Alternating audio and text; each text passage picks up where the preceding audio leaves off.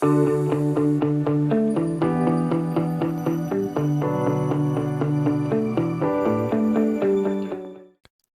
up, everybody? Welcome back. And today I've got a great topic for everybody. I think it's really relatable, and it's something that I've been hearing more and more and seeing more and more in my daily coaching practice. And that is the theme of being cool, calm, and collected at work and not being able to keep it together at home, right? Or exploding at home. It's almost like the way I hear this is able to keep it together at work. I'm nice to my employees or my coworkers or my boss or my clients. But for whatever reason, with the people that I care most about at home, I can't help myself. It's like I've got this short fuse. It's like I go 0 to 100 when I feel like my 5-year old is losing it or being disrespectful, right? Or maybe like, they spill some juice or their cereal or, simply don't do what I tell them to do. Next thing you know, I turn into this person that I'm not and I lose control. Then all of a sudden, I'm fine a few minutes later, 10, 20 minutes later sometimes. But then the rest of the night is ruined, right? Either my kids, kind of like I see them retreating, or my wife is really disappointed because they've seen the way that I've treated the kids, or even like it gets directed towards her. And then things are off between me and her. And sometimes that loses me 1 to even 3 days of my life. Quite honestly, most of the guys that I talk to have no idea why that happens, right? And it's seriously like a shock to them. This isn't going to be a shame session, right? But it is going to be a wake up call. And hopefully, you start to see like what's really going on here so that we can kind of get to the bottom of it for you. And most of these guys, they'll self-identify as high performers, right? Whether you're an entrepreneur, company owner, or just like an employee that like, usually you're dialed in control, right? And efficient, at work.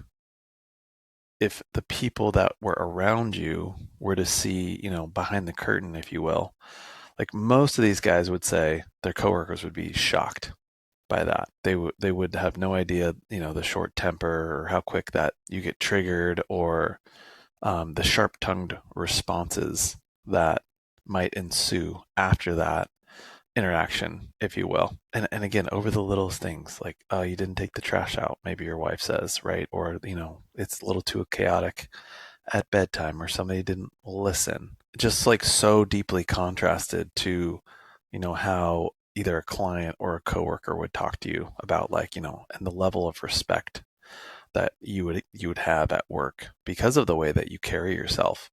And it's a really difficult thing to sit with because on one hand you have this identity of like, this is who I am, but then at home it's like almost the complete opposite, right? And there's a really good reason for this, and it all is rooted, and this may or may not be a surprise for you, depending on how long you've listened. It's all rooted in your nervous system. A lot of it has to do with like a depletion of the energy that you have. And when people don't have, we'll call a flexible nervous system, and you can't basically regulate your emotions, what happens is you have to put yourself in overdrive, right? So I talk a lot about regulation, I talk a lot about nervous system regulation, emotional regulation, and you're overspending, or you're running RPMs in a single gear, right? Let's just say you've got 4 gears to shift into, or 3 gears to shift into, but you're staying in gear one. And there are certain things that you need gears 2 and 3 for. But if you don't have access to that, and you don't know how to do that, well, then you're going to be overusing gear number one, right? And in a lot of ways, like practically speaking, what this is like we suppress things, right? If you don't know how to regulate your emotions, you suppress them. Practically, what that looks like is your emotions make up like 80% of your experience, and your thoughts create like 20% of that experience, right? So when you have an emotion that you can't regulate, something stressful happens that's out of your control at work, like you're going to feel that shit. And it can feel like, oh, I'm so stressed, I'm so anxious, or I'm upset, right? Is my practically how that comes out. Like when I'm hit with a unique challenge, let's say, there's usually clear boundaries and what the stakes are and what you can and can't do. But at the same time, there's a lot that's out of your control. And if you don't know how to regulate the response that you have in a situation that you don't have control over, that's going to like overload and tax your system. That makes up 80% of the equation. So what you're doing is you're using the 20% to regulate the 80%. You're thinking about it, right? Or you're trying to force yourself to not think about it. This is where a lot of guys are like, I'm always stuck in my head, right? Or I'm overthinking, or I'm catastrophizing, or I just can't turn my brain off. That's because you are only using like first gear. It's like, yeah, of course, that's going to be fucking exhausting because you're going to be like revving RPMs like crazy. All we need to do is like to learn how to downshift into second and third gear, right? And like practically what that is like regulate your responses, regulate the emotions that come up.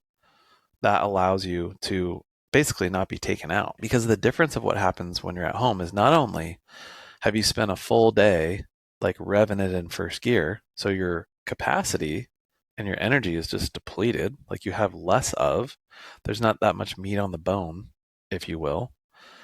At home, like everything is raw and unfiltered, especially like if you've got younger kids, you guys know. Like there's no control in those little fuckers. They're a ball of emotion. That's all they are. And then a lot of times it's and like they're learning how to regulate themselves by testing you, by, trial and error of like if I do this, what happens? And if I do this, what happens? Right? And it's almost like there's no rules in a lot of ways, even though like you have rules, right? They're like that goes out the window and they're always testing. So again, like it's raw and unfiltered.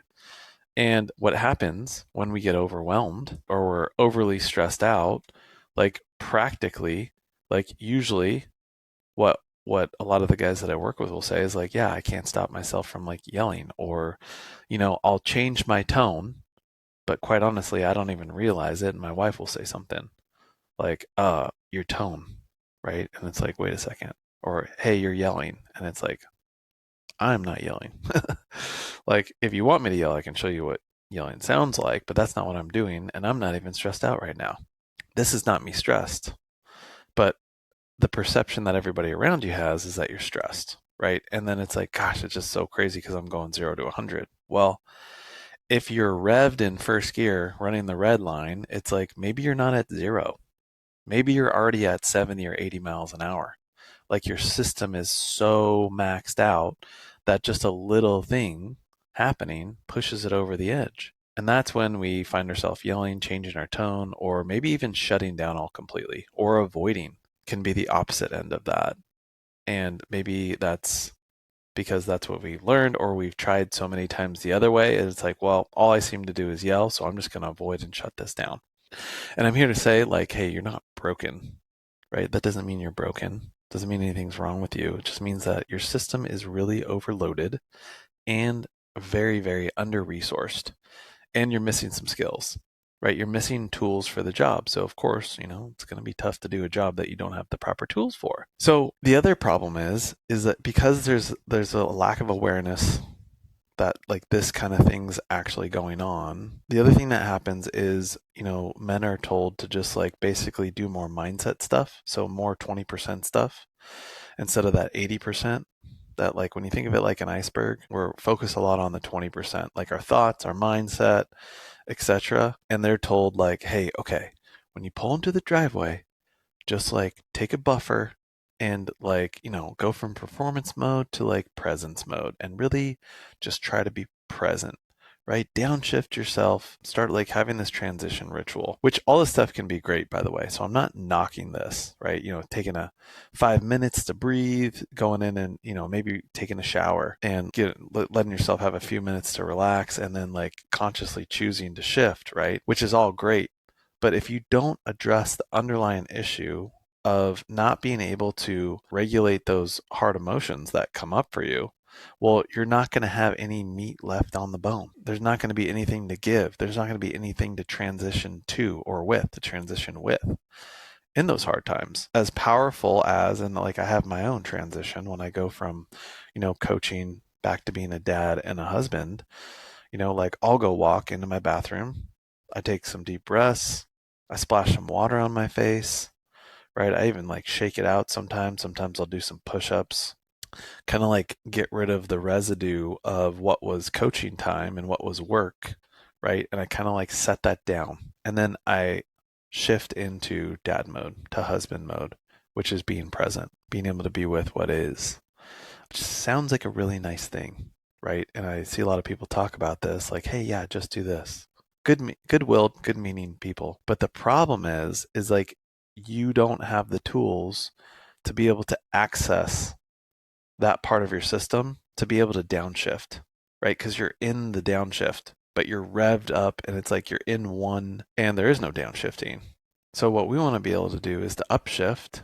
And when we upshift, guess what happens? Like we can handle things in a more efficient way, right? Second and third gear, you can upshift in a way where like you're going fast, but you're not using as much RPMs.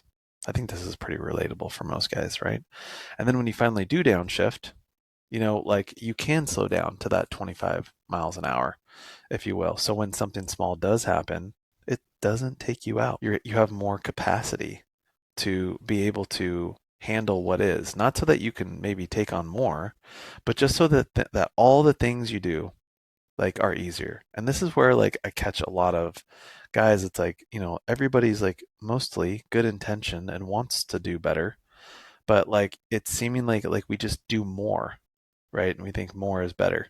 When a lot of times what we want to do is just do the things that we're already doing, but be able to carry them in a different way. Because it's like, how could I possibly do one more thing? Right? There's already so much pressure on men in society and all the things that we're required to do. And now you're telling me I have to do more, right? And it's like, yes and no. We do a little bit more here to actually be more efficient so that we can do less, if that makes sense. A lot of times the way I think about it, it's like we're gonna carry the weight in our backpack. There's like a certain level of weight that we're gonna carry, but like, why are we making it harder on ourselves? Like, can we make sure that the backpack fits right so that, you know, if you've ever done any backpacking, you want to make sure that most of the weight's in your hips instead of like on your shoulders. You can carry the same weight in a backpack that's properly fitted versus not, and it could be a completely different experience. And this is exactly what learning to regulate your nervous system and regulate emotions allows you to do. And that is like basically be calm in the chaos. When things are not in your control and out of control, when life lifes and things happen when you least expect it, like you can deal with that in a new way. And practically, that's like having more patience, being a calm, cool, level headed one in the room instead of the person that like loses their cool. Because the impact that that has on your kids is what happens is if you can't regulate your emotions, and for your wife, is like they start to take responsibility for that. And they're going to start to like adapt and change their behaviors to revolve around you. And they're going to pick up on certain things and they're going to start being acutely aware of and in kind of like a fear mode of like, ooh, we gotta, not sure if I can do that because I wonder like how that'll impact dad. And that's not the story that we want to have written into our kids' lives. Most of the guys that I talk to, at least, and of course myself included, is like we want to be the person in their story because in a lot of ways like we're their co-authors, right, or their ghostwriters. The earlier on in their life the more impact that we're going to have and the more that they're going to remember us, and we want to make sure that it's a story of calm and confidence. Yeah, it was just like I could always count on dad, right? Dad always had the best advice. He would always help me through my stuff. If I ever needed anything, I know that I could call him and he would be the one to have the wisdom that I was looking for when I couldn't find it, right? And in order to be able to do that, we got to find it within ourselves first, right? So this isn't like a character flaw. If you yell or you shut down or your tone changes or you can't seem to find the cool and the calm, like it's not you. It's actually just missing a skill. It's kind of like being upset at yourself for like when you think about like everybody's got a nervous system, everybody's got a control panel that they just need to learn how to use, right? But if we don't use it, it's kind of like, hey, there's a car and it's in our garage, but we keep on riding the bike, and it's like, yeah, it's exhausting riding a bike, and it's like, well, to do is learn how to drive a car, and that can make life so much easier. It's the same thing here. It's like again, it's how we carry it. It's how we respond to the things that we can't control.